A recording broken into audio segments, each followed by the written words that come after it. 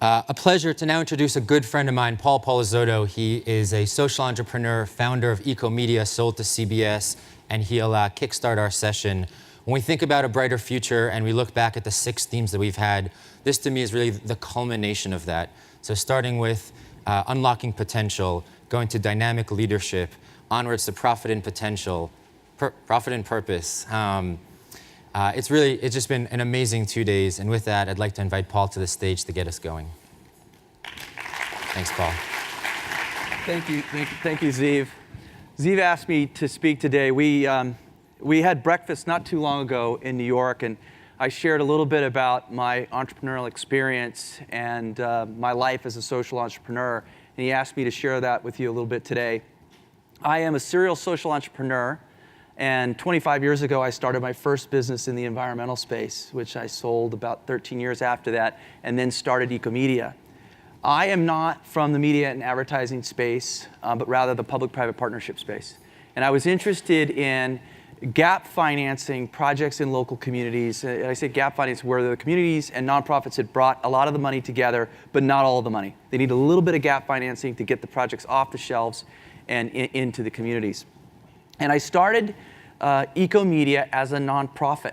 But I found as a nonprofit, I was taking this shrinking foundation pie, particularly during a stressed economy, and was dividing it into more pieces.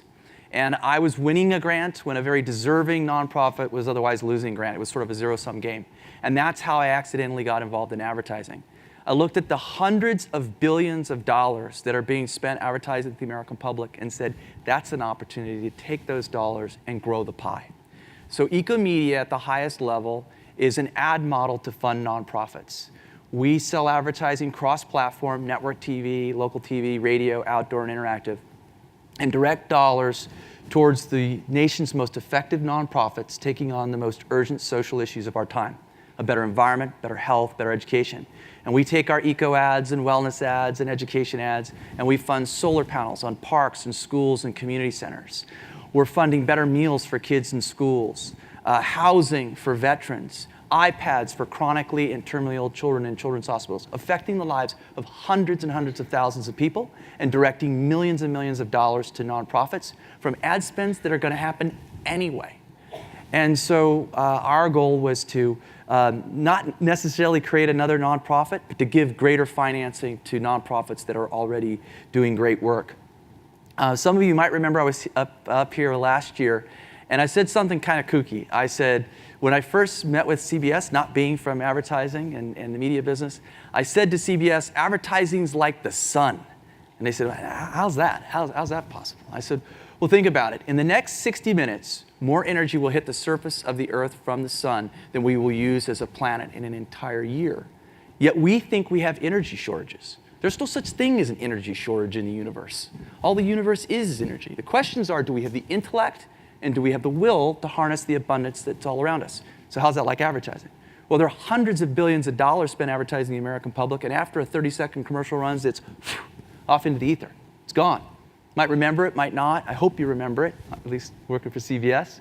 But the fact is you can harness human energy, human communication, in this case advertising, to take on the most urgent social issues of our time. And so that's what we're doing at EcoMedia. And I was talking to Ziv, and we started to talk about how I sort of see business and nature, or business in the universe. I tend to express things that way. And Ziv and I were talking about my experience as an entrepreneur, and I likened it to my experience as a surfer. And I looked at the ocean very much like the marketplace. I see real similarities. And I go around to business schools and talk to young business students, particularly in the area of social enterprise, to try to get the next generation of bright business minds that if they're going to start a business, to start a business or create a business model that's going to improve the quality of people's lives. And if they don't start a business and they go to work for a company, my goal and my hope is that they'll go to a company that's solving problems, not creating problems. Bright business minds in bad companies is a bad combination. So I'm out there trying to get the next generation of business minds to do that. And I tell them a story that relates to my relationship as a surfer and as an entrepreneur and how I see the marketplace like an ocean. And this is what I shared with Ziv. I grew up surfing in the late 1970s, early 80s, before the internet.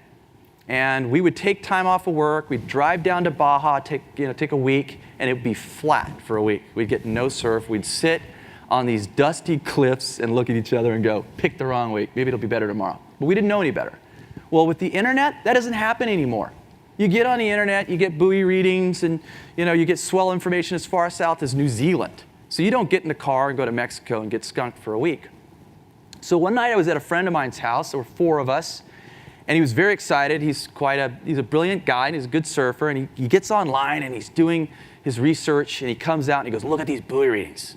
Look at this graph. He draws this graph and says, the waves are going to be the best and biggest tomorrow north of Los Angeles, a place called Oxnard, a place we call Hollywood by the Sea. And we're super fired up. We're like, let's go. So we wake up, 4 o'clock in the morning. We drive through the dark. We get there. The sun's coming up. And what did the technology give us? Well, oftentimes the business students say, it was flat. No, it wasn't flat. It was massive. The technology gave us exactly what it said it was going to give us. So I grabbed my wetsuit, grabbed my board, and I start heading for the water. And my friend says, what are you doing? I go, I'm going surfing. He goes, go surfing? We're not going out there. Are you out of your mind? I'm like, well, wait a minute. This is exactly what we talked about. This is exactly what you said we were going to get. And so was I scared? I was really scared. I paddled out by myself, and I was terrified. But I paddled out, and I got thrown around like a rag doll.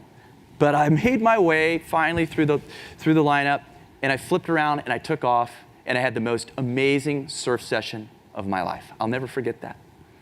And I tell these young business students, particularly at a place like Stanford, or NYU Stern, or USC Marshall, brilliant minds surrounded by brilliant professors putting together incredible business models. And I say to them, be careful. You might get exactly what you're designing. And the question I have for you is, will you paddle out? Will you paddle out? Because you can't ride waves sitting on the beach. And the one thing I can tell you is, you'll more than likely, as an entrepreneur, get thrown around like a rag doll. There'll be times when you can't make payroll and your back's against the wall. But when you're a social entrepreneur and those positive outcomes are what drive you, you're going to stay in the lineup and you're going to find your way. And what I think is interesting about the marketplace in the ocean is that, one, it's beautiful. It's incredibly powerful. But when you're able to make your way out through all that power and all that chaos and flip around, you're able to sort of gracefully and elegantly harness power. And that's very much like the business world, particularly as a social entrepreneur. I find my work immensely gratifying. But in order to do that, I had to paddle out. And it's sort of like, I don't know how many of you have seen that film, Chasing Mavericks. And the Mavericks is actually not too far from here. Massive, massive surf. And I say to young business people, if you want to become a maverick, you got to chase mavericks. And if you want to chase mavericks, you got to be able to hold your breath underwater for 4 minutes. And you can't panic. You can't come up too early or you're cooked. And you got to be able to tamp down your stress when everyone else is panicking, particularly as an entrepreneur and as a leader. Somehow you have to find a way not to let your adrenaline rush, because when your adrenaline rushes, you're toast. And so I think that's very much like an entrepreneur, is to be out in the ocean, which is very much like the marketplace, to be surrounded by all that power and all that chaos, and to be able to somehow navigate your way through it and harness that, and to have some elegant and graceful dance amidst all the power and all the chaos. And so I go around the country trying to inspire the next generation of bright business minds to paddle out. Not by telling them that it's all fun and games, but to have a healthy respect for the ocean, the power of the ocean, have a healthy respect for the power of the marketplace, but not to let it paralyze you. Not to let it paralyze you. Paddle out, and as sort of a person that's saying, I've been out there, I know what it's like, call on me to be a resource to help you find your way through that lineup so that you, too, can have this sort of elegant and graceful dance amidst all the power and all the chaos. And so I look at the next generation and know there will be a day where I won't be paddling out anymore, but I'll be able to see their business models changing and improving the quality of people's lives. And that is what inspires me to do what I do. You all inspire me. Zeev, you inspire me, and I'm grateful that you've given me an opportunity to share my personal story, and look forward to being a resource to all burgeoning social entrepreneurs. So thank you for allowing me to speak today. Thank you.